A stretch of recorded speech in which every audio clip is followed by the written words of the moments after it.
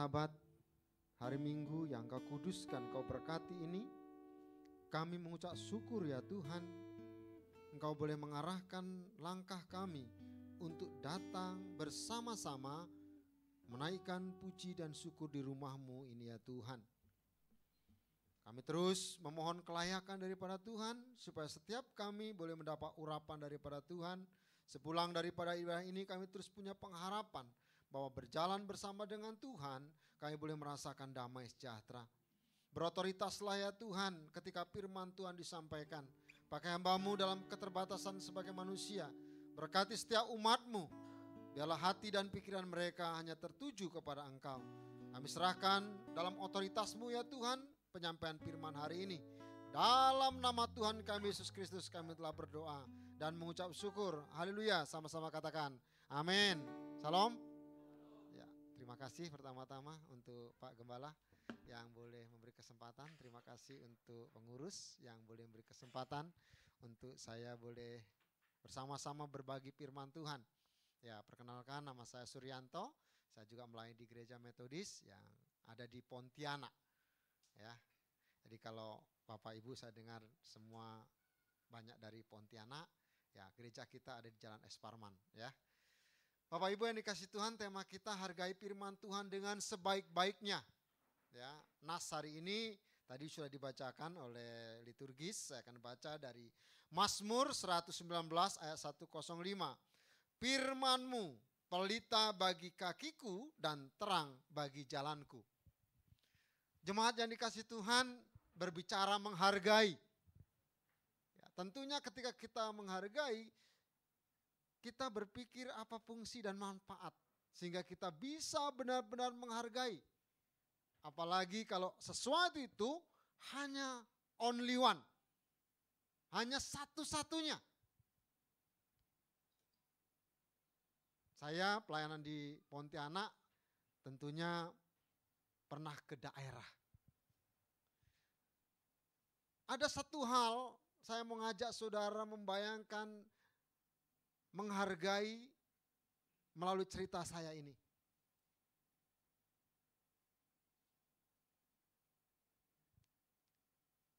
Menghargai yang namanya solar.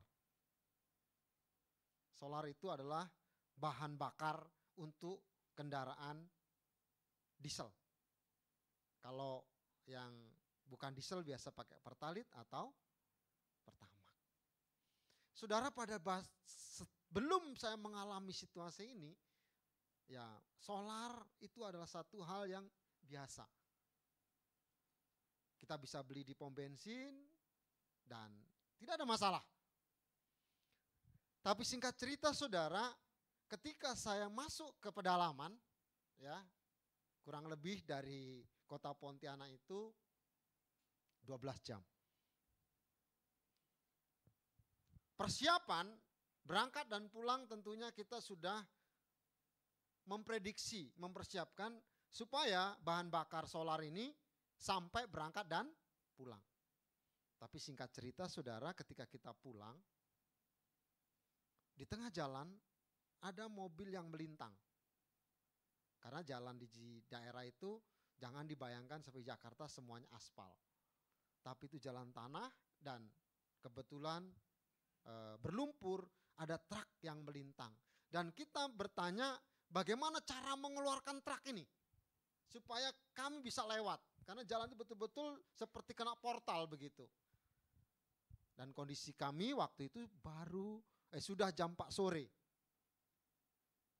Kalau mau ke kota tambah 8 jam kurang lebih. 4 sore tambah 8 jam, kalau prediksi kurang lebih jam 12 malam.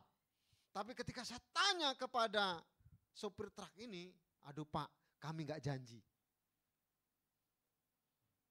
Karena kami nunggu bantuan untuk mengeluarkan truk ini dari masalah ini. Akhirnya teman bilang, apakah ada jalan alternatif? Akhirnya kami menimbang-nimbang, nunggu, belum tentu jelas, cobalah cari jalan alternatif. Dan kami lewat jalan logging atau perkebunan. Tetapi kami tanya, apakah jalan ini aman? Salah satu penumpang di mobil kami, kebetulan orang daerah, dia bilang, bisa Pak, yakin? Yakin. Dan tentunya kami sebelum masuk jalan itu, kami tambah lagi dengan solar, kalau nggak salah itu 40 liter. Tapi saudara, dalam perjalanan apa yang terjadi?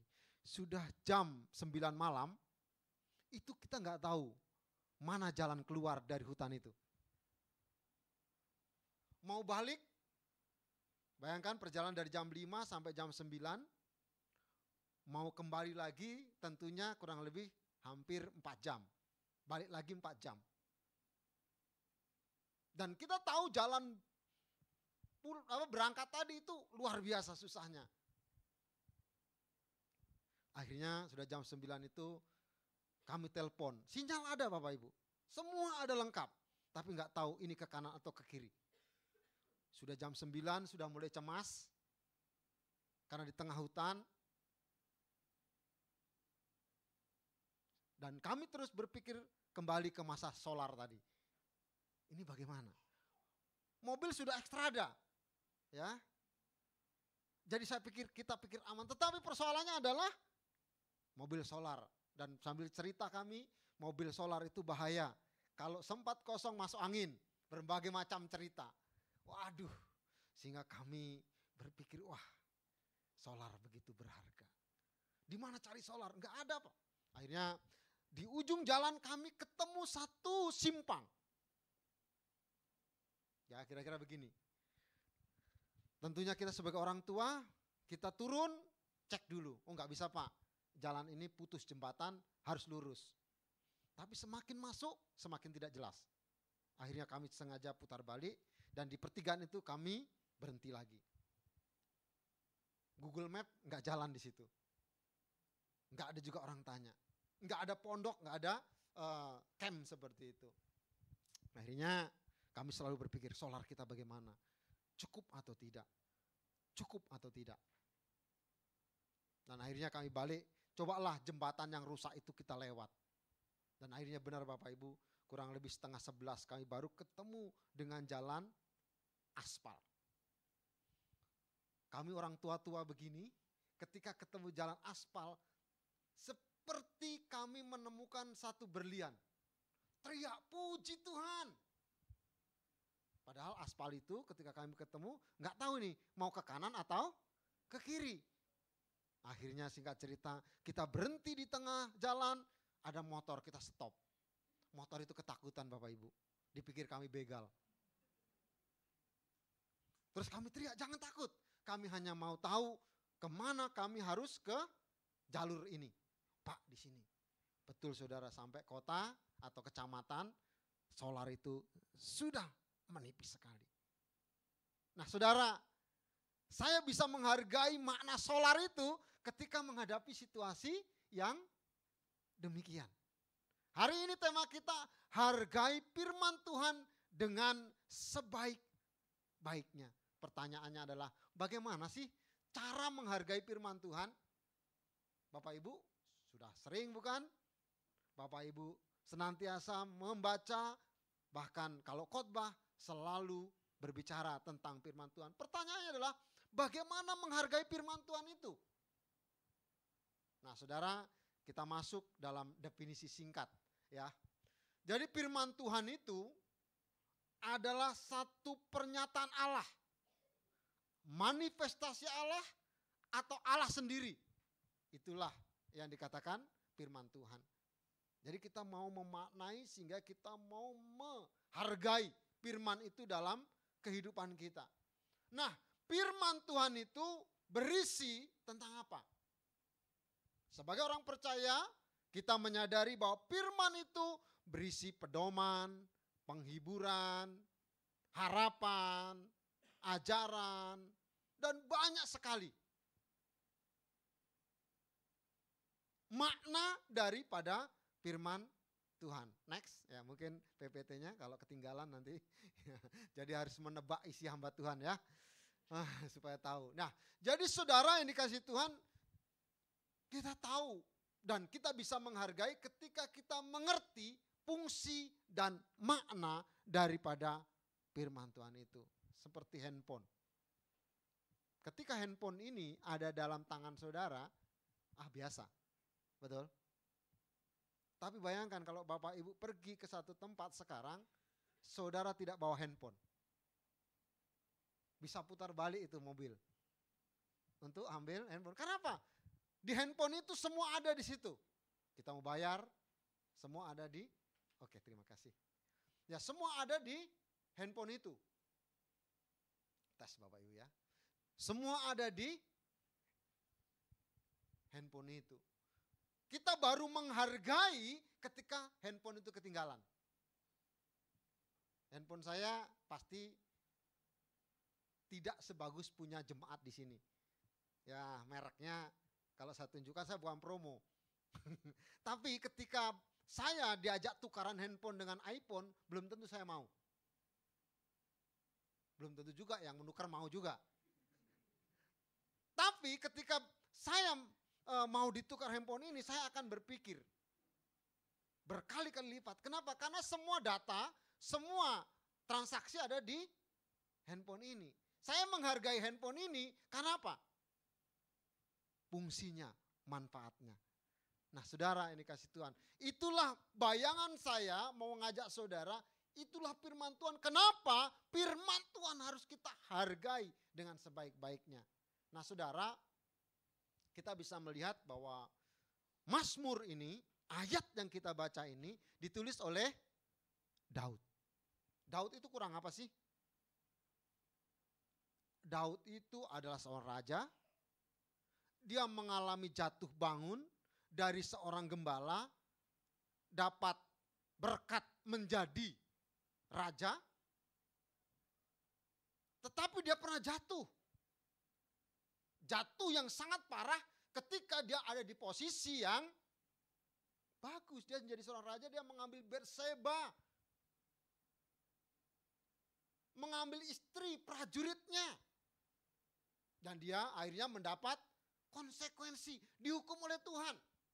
Maka di sini pemazmur mengungkapkan kasih yang mendalam bagi Allah dengan membaca, merenungkan, dan mendoakan firman Tuhan. Ia mengajarkan bahwa kita akan bertumbuh dalam kasih karunia dan kebenaran hanya bila kasih akan firman Tuhan itu tumbuh dalam diri kita. Ini adalah ungkapan dari Raja Daud. Kita lihat kembali ke belakang memori kita, coba kita renungkan. Sesuatu yang ditulis pasti sesuatu yang sangat berharga. Sesuatu yang ditulis adalah sesuatu hal yang istimewa. Nah, Mazmur ini ditulis oleh Daud. Daud mengalami segala kehidupan dalam hidupnya. Maka di dalam Mazmur ini diungkapkan apa? Berisi nyanyian pujian, doa pertolongan, perlindungan, penyelamatan, mohon ampun, nyanyian syukur atas berkat Tuhan. Jadi intinya kembali kepada firman Tuhan tadi, ada penghiburan, ada kekuatan dalam firman Tuhan itu. Sehingga inilah yang mengajak kita bahwa kita benar-benar melihat bahwa firman Tuhan harus kita hargai. Kenapa? Fungsinya, kenapa? Manfaatnya, kenapa? Membuat kita bisa mendapatkan yang namanya damai. Yang mendapatkan sukacita itu. Maka tadi saya katakan, bagaimana cara kita menghargai firman Tuhan. Saudara, sebelum saya di Pontianak, saya ada di Bali. Di Bali 8 tahun, baru 3 bulan kembali ke Pontianak kembali. Saudara, depan gereja Metodis Denpasar itu diskotik saudara. Ya, mereknya kafe. Tapi minumannya yang mengandung alkohol semua. Tidak ada avokado, ya tidak ada mangga, jus begitu enggak. Nah, singkat cerita saudara, ketika saya ke sana Anak saya itu bertanya kepada saya. Waktu itu anak saya masih SMP. Pi, bir itu enak enggak? Wah, saya bingung saudara. Karena dia lihat dari lantai 3 kelihatan. Kenapa nak? Kamu tanya bir itu enak atau tidak? Saya juga bingung. Kalau saya jawab tidak enak, dia akan bertanya lagi, menjawab lagi. Kalau saya bilang enak, lebih bahaya. Ya singkat cerita saya bilang, nak, ya bir itu enggak enak lah, saya bilang. Karena rasanya enggak ada. Apa jawaban anak saya? Papi jangan bohong. Kalau bir itu enggak enak, kok om sama tante itu berbotol-botol. Artinya di meja itu kan kelihatan dari atas. Kalau pagi itu kan wah banyak sekali begitu. Oh begitu. Ya udahlah kita coba. Akhirnya singkat cerita saya beli yang yang kaleng. Ya, yang kaleng. Bir bintang itu akhirnya saya ajak minum anak-anak saya di meja makan. Ya udahlah, yuk kita sama-sama minum. Akhirnya bahkan anak-anak saya ketiga yang kecil-kecil juga saya ajak sekaligus supaya dia nggak penasaran. Yuk nak, saya kasih sedikit. Kira-kira dia bilang apa? Enak nggak? Wah, nggak enak Pi, agak pahit. Ya itulah, saya bilang nggak usah coba-coba ikut-ikutan penasaran. Maksud saya tujuannya seperti itu. Akhirnya saya tanya, jadi kalau kamu suruh milih soft drink, yang bir atau yang beralkohol pilih yang mana? Soft drink aja Pi. Oke lah, ya dia mengerti. Tapi beberapa hari dia nanya, lagi penasaran sama saya. Pi, bir itu gak enak kan? Iya, tapi kok bekasnya yang sisanya kemana? Dia penasaran lagi. Oh itu rahasia lah saya bilang begitu. Nah saudara yang dikasih Tuhan, kembali kepada hal-hal seperti ini. Kadang-kadang anak-anak atau kita semua ini sudah tahu, tapi penasaran. Tetapi firman Tuhan, ketika kita bingung, ketika kita mengalami kebimbangan, kita bisa mendapatkan tuntunan yang jelas dalam kehidupan kita. Jadi Mazmur Daud ini ditulis oleh Daud dan intisari daripada perjalanan hidup dia. Nah sekarang pertanyaannya adalah bagaimana dengan kita? Ingat saudara, setiap jatuh, setiap kesalahan itu ada konsekuensi. Apapun itu. Nah Daud ini udah mengalami dia. Ada istilah kata orang, kita nggak perlu jatuh dulu baru sadar. Kita gagal dulu baru sadar. Habis waktu kita, betul? Kalau umpamanya, wah kayaknya bolos sekolah itu enak. Nggak ngerjain skripsi satu tahun itu enak kelihatannya santai. Tapi saudara, kalau kita terlambat, kalau kita ketinggalan, baru kita merasakan. Nggak enak. Maka saya bilang kalau kita rasakan jatuh dulu, baru sadar, kita kehabisan waktu. Sama juga, wah terjerat dengan Mira Santika itu susah. Tapi kalau saya belum merasakan, saya belum mau, saya harus coba dulu. Habis waktu kita. Tapi melalui firman Tuhan, secara khusus dari Daud ini, mari kita diingatkan bahwa tanpa harus gagal dulu, kita bisa belajar dari kegagalan orang lain. Daud ini pernah gagal. Maka hari ini firman Tuhan itu udah ada dalam diri kita. Kenapa kita harus sia-siakan? Justru melalui pelajaran, melalui firman Tuhan yang kita dengar, makin mengokohkan kita. Terima kasih Tuhan, karena Tuhan terus dan tetap mengingatkan dan mengajar saya. Ya coba bisa diklik ini apakah videonya bisa hidup?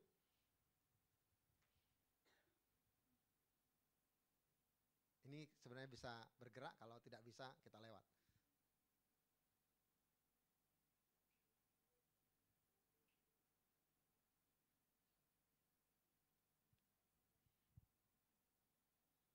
Bisa operator? Jangan sampai cemas ya. Bisa atau enggak?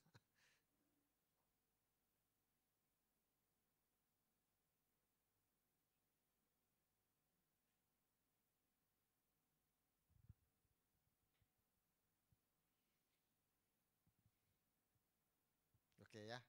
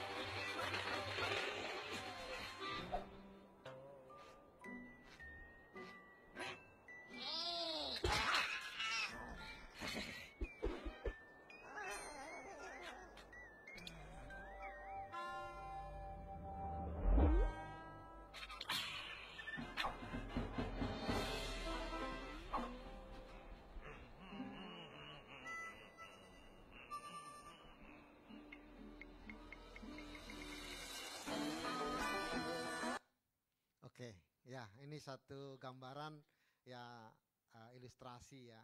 Jadi banyak penafsiran, tapi intinya mau saya ajak bahwa gini, tangan itu anggaplah orang yang mau mengarahkan kepada air yang banyak itu. Tapi kadangkala kita mau kepada pikiran kita sendiri, jalan kita sendiri. Nah, saudara yang dikasih Tuhan, firman Tuhan ya sudah ada dalam diri kita. Jadi untuk itu bagaimana sebagai aplikasi menghargai firman Tuhan? Yang pertama, ya kita harus syukuri bahwa Tuhan itu mengasihi kita, memberi firman Tuhan itu. Tuhan sudah memberikan petunjuk dalam kehidupan kita. Tadi ketika saya pergi ke pedalaman, saya mensyukuri ketika saya punya satu yang namanya bahan bakar solar. Saya sangat nyaman, saya sangat tenang ketika saya menjalani perjalanan itu. Tapi ketika sudah tidak ada, sudah mulai berkurang, ada ketakutan. Kemudian handphone yang sederhana. Ketika ada handphone, mungkin kita merasa bahwa semua kita bisa lakukan. Tapi kalau tidak ada handphone, kita bisa kesulitan. Ada istilah handphone hilang gak apa-apa, yang penting data-datanya gak hilang. Karena semua ada di situ. Nah, berkaitan dengan kehidupan iman kita, apa yang harus ada? Ya tentunya jaga firman Tuhan itu dalam kehidupan kita. Kenapa? Itu yang akan meluruskan kita, mengarahkan kita. Saudara, semua orang ada namanya anugerah pendahuluan. Prepenian grace. Bahwa kita sebenarnya ketika ada Tuhan, ketika kita mau melakukan kesalahan, ada yang menggetarkan hati kita. Jangan, tidak bagus. Tapi kadang-kala kita melawan seperti video tadi. Kesini loh yang paling bagus, arah sini yang paling bagus karena kamu akan dituntun kepada air kehidupan. Tapi apa yang terjadi? Kita memberontak. Kita tidak mau. Akhirnya apa? Tersesat. Nah yang kedua, apa yang bisa kita lakukan cara menghargai? Ya kita harus memanfaatkan ya dengan sebaik-baiknya. Dan tentunya ketika berkaitan dengan iman, hidup sesuai dengan perintah Tuhan. Nah saudara, sebagai aplikasi ya, mensyukuri kasih karunia. Apa yang bisa kita lakukan?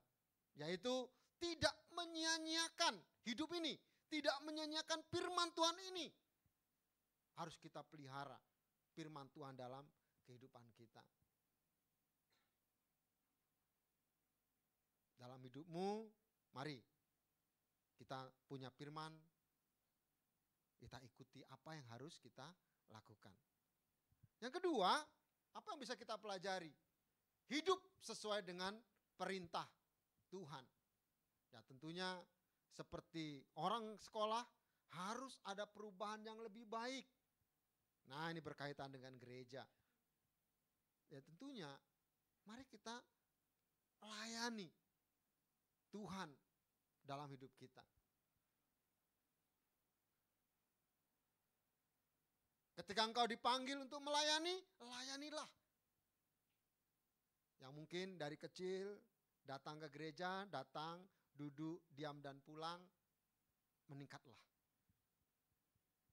Kalau engkau belum bisa jadi liturgi, jadilah pelayan yang lain. Banyak pelayanan-pelayanan yang ada di rumah Tuhan ini. Bagaimana kita juga hidup sesuai dengan perintah Tuhan dengan sesama kita. Saudara, beberapa bulan lalu, 4 bulan yang lalu kurang lebih, atau 5 bulan yang lalu, di Jakarta atau di mana itu, yang kita dihebohkan. Ada kasus Opa Han dan Oma Rita. Ada 2 orang atau sepasang meninggal dunia, tidak ada yang tahu. Kenapa?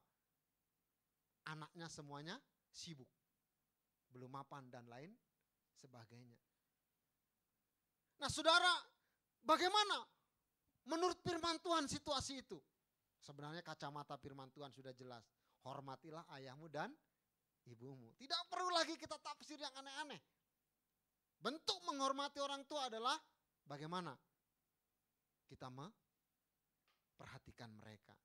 Nah saudara, sekali lagi, firman Tuhan itu sangat penting dalam kehidupan kita. Tapi karena kita dari kecil dengar firman Tuhan, merasa bahwa itu hal yang biasa.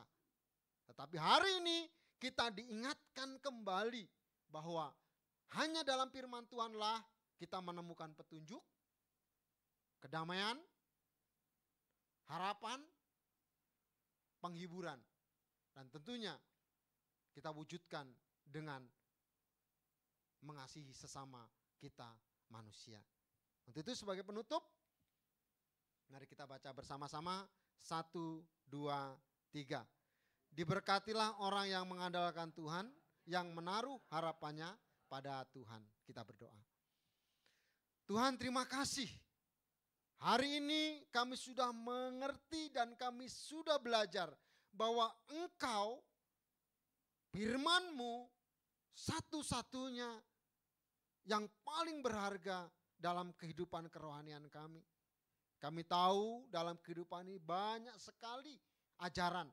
Tetapi biarlah firman Tuhanlah yang menjadi satu-satunya tuntunan dalam kehidupan